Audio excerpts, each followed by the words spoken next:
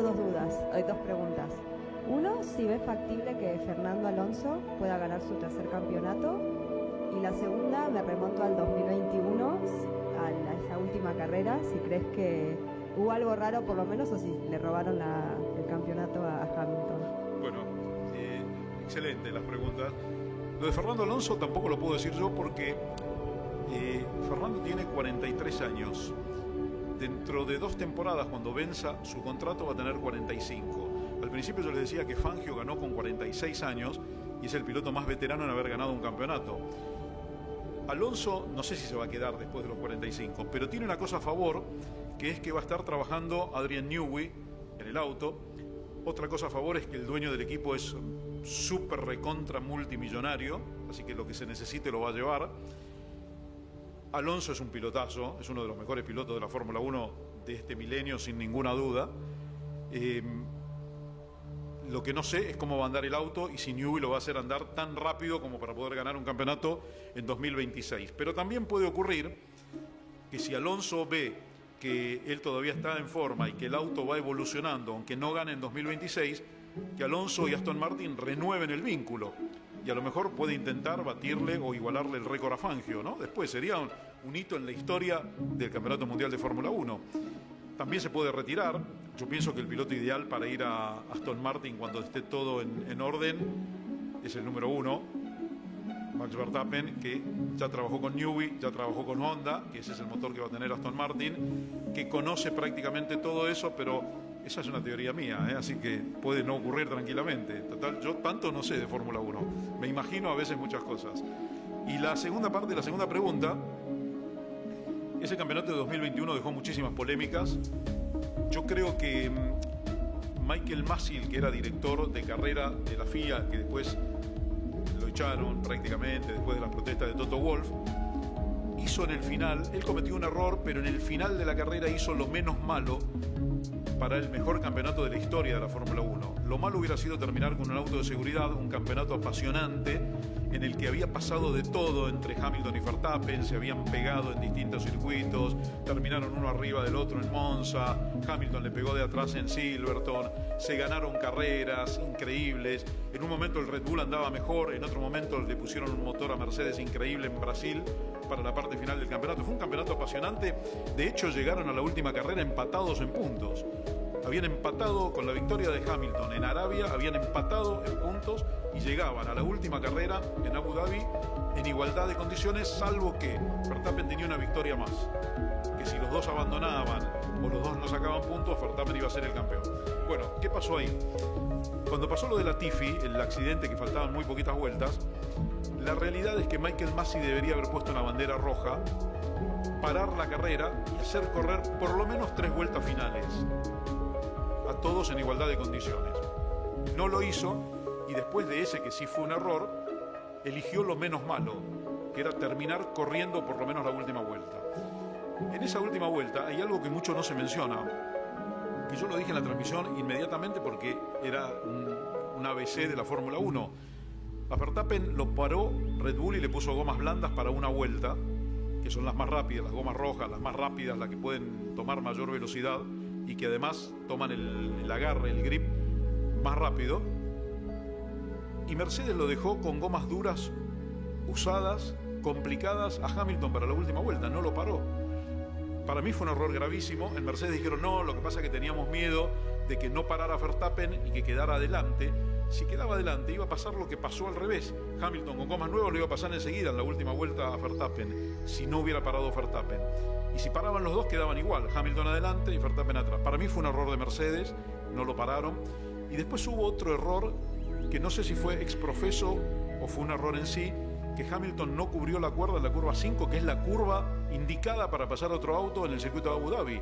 Si ustedes ven, vayan a YouTube, vean las imágenes, va por adentro Verstappen y no lo tapa Hamilton, se queda afuera y Verstappen se mete por adentro. Fue algo muy extraño y después sacaron lo que yo llamo el excusómetro, ¿no? Es decir, que Masi, que esto, que bueno, que Latifi. No hubo nada raro, hubo un error del director de carrera, después lo enmendó parcialmente, dejando que termine el campeonato no con auto de seguridad, sino con una batalla impresionante en una vuelta a todo o nada para decidir el campeón. Ese es mi punto de vista. Sé que muchos no coinciden, y sobre todo los fans de Hamilton, que dice que lo robaron. Para mí no lo robaron. Durante todo el año había sido un poco mejor Verstappen y era merecido el campeonato. ¿Alguna otra pregunta? Sí, sí. Fernando, hola, ¿qué tal? Buenas noches, soy Jerónimo. Te quería hacer dos consultas breves. La primera, ¿Newey perdió la fórmula de la Coca-Cola con el avance de McLaren, o el avance tiene que ver más por la salida de Newey de Red Bull, que eso generó una merma en el equipo? Y por otro lado, ¿cuán serio hay que tomar las declaraciones de Verstappen, que dice que puede, dependiendo cómo siga la Fórmula 1, retirarse anticipadamente? Gracias.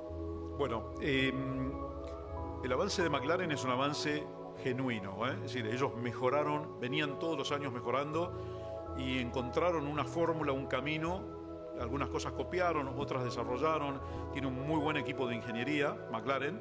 Además es una marca grande. McLaren, Williams también tiene que volver a la punta en algún momento. Son marcas que han estado acostumbradas a estar adelante, que es lo que siempre reclamábamos. No pueden estar en el fondo de esos equipos. Así que una parte es el avance genuino de McLaren, y la otra parte yo creo que está en la ida de Newey, y que empezó a desmoronarse todo con los problemas internos que hubo en Red Bull, con Christian Horner, con la empleada, con Marco, con Jos Verstappen, el padre de Max, a principio de temporada, y empezó a desmoronarse un poquito ese equipo homogéneo que era Red Bull. Me parece que Newey no le puso más empeño, que ya pensó que se iba a ir y se fue, evidentemente. Ya hace mucho que no participa en las decisiones de ir mejorando el auto de este año. El auto empezó un poquito más complicado que el anterior, pero empezó ganando. De hecho, ganaron 7 de las 10 primeras carreras con Verstappen, lo que parecía que iba a ser otra vez un año súper favorable a Red Bull, hasta que dio el golpe McLaren, mejoró Ferrari, mejoró Mercedes. Mercedes tiene altibajos, a veces mejor, a veces peor, y se armó un campeonato lindísimo. Así que bueno, yo creo que viene por ahí todo esto, ¿no? Son las dos cosas, un poquito el bajón de Red Bull con la ida de Newey, que dejó de trabajar, y mucho del empuje y el desarrollo de un McLaren realmente fabuloso, que está batiendo récords y mejorando los tiempos. La otra pregunta, a mí no me sorprenden las declaraciones de Verstappen, porque él lo dijo cuando ganó su primer campeonato. Dijo: no esperen que yo esté toda la vida en Fórmula 1, como diciendo, en cualquier momento me puedo ir, me gusta vivir la vida, me gustan otras cosas, me gustan otras categorías. De hecho, con Alonso han hablado para correr en el WEC, armar un equipo y correr las 24 horas de Le Mans. Eso está firme. Pero esta clase de pilotos, este tipo de pilotos ganadores, de esa mentalidad extremadamente dura, como Verstappen, si siguen ganando van a querer ganar más, y no sé si se van a ir. Alonso, una vez, cuando le ganó a Schumacher su primer campeonato en 2005, dijo: no esperen que yo corra tantos años como Schumacher. Y ahí lo tenemos, 43 años, 21 campeonatos, viene desde 2001, faltó un par de temporadas, y ahí lo tenemos corriendo. Así que también las declaraciones de los pilotos van un poco, se van modificando con las situaciones, ¿no? Cómo se va desarrollando su carrera deportiva. Una pregunta te hago, mi nombre es José Luis. O sea, yo creo que Newey es un grande, pero antes que Newey hubo otro dúo que no se ha hecho justicia. Porque digo, Colin Chapman, ¿con quién desarrolló toda su carrera? Bueno, Colin Chapman era un genio de los años 70. Bueno, y Jim Clark era el genio. Sí. Además, Chapman ganó campeonatos con Clark, ganó campeonatos con otros pilotos también. Ganó Indianápolis, ganó. Seguro, fue con Jim Clark, ganaron. Es decir, Chapman era un genio de una época totalmente diferente a esta, donde no tenían tantas facilidades, no tenían tanta computadora, sistemas que uno lo mete en la computadora y los autos salían. Chapman inventaba, innovaba. De hecho, muchos dicen, bueno, ¿se acuerdan cuando los autos eran todos diferentes? Claro, eran todos diferentes porque cada uno tenía su hipótesis de cómo desarrollar o diseñar un auto de carrera. Entonces uno tenía una trompa afilada, el otro tenía una trompa redondeada, el otro tenía una caída, el otro era en forma de cuña, el otro 72 de Chapman, y los autos eran diferentes. Estos son más eficientes. Eso, la verdad que con una mano en el corazón, y aunque nos duela, a mí también, hay que reconocerlo. Yo vengo de aquella época y me encantaba esa época donde ganaban 7, 8, 10 pilotos por año. Pero la verdad que hay que sacarse el sombrero ante aquellos diseñadores como Colin Chapman y algunos otros que había en una época donde no había facilidades para desarrollar, dibujaban. Era un poco lo que hace Newey, agarra la carpeta, dibuja y después sí lo mete en la computadora. Pero los autos se diseñaban de otra manera totalmente diferente, ¿no? Y acá la última es que yo creo que el alerón que dijiste, que lo hizo Chapman, lo que antes hicieron los americanos, el chaparral. Sí, bueno. El chaparral que tenía, parecía un arco de fútbol, ¿no? Porque estaba 2 metros gozo y arriba el alerón, ¿no? Sí, por eso decía que también se dedicó a otras categorías y todos sus productos fueron, la verdad que fueron muy buenos, a pesar de que tenían un problema en cuanto a la seguridad, ¿no? Los autos, de hecho Chapman tuvo varios pilotos que murieron en sus autos, ¿no? Es decir, desde Jochen Rindt, antes Ronnie Peterson y antes también hubo otros pilotos, pero era una época también muy dura para eso, donde los pilotos aceleraban, eran muy valientes, ahora también son valientes, pero en aquella época no tenían la seguridad de poder sobrevivir a un accidente. Era un poco eso que me había dicho Froilán, que yo les conté al principio, ¿no? Si uno caía del auto, pegaba con la cabeza, listo. Ahora tienen muchas más medidas de seguridad. Por eso, aquella época hay que recordarla como un poco con nostalgia, con lirismo, con romanticismo, pero hay que reconocer a aquellos valientes que corrían. Y recuerden que hubo algunos pilotos que se bajaron del auto y dijeron, no sigo corriendo esta carrera. Pasó con Niki Lauda en Japón cuando estaba definiendo el título, pero Niki venía de un accidente terrible en Nürburgring ese año, en 1976. Y pasó el año anterior con Emerson Fittipaldi en Montjuïc, en la montaña de Barcelona, donde él dijo, este circuito es inseguro, acá va a pasar algo, no corro. En estas condiciones no corro. Se corrió la carrera, Emerson no corrió y hubo un accidente donde murieron 5 espectadores. Entonces, hay pilotos que lo tienen mucho más claro que otros y que tienen la valentía también de decir, no, acá no corro de esta manera. Ferrari lo quería matar a Niki Lauda cuando se bajó del auto. Ferrari no estaba en Italia, pero cuando le dijeron a Ferrari lo quería matar a Niki Lauda porque no defendió el título en el 76. Pero había que sentarse en ese diluvio con esos autos y Niki venía de una pesadilla, de un infierno donde casi pierde la vida, ¿no?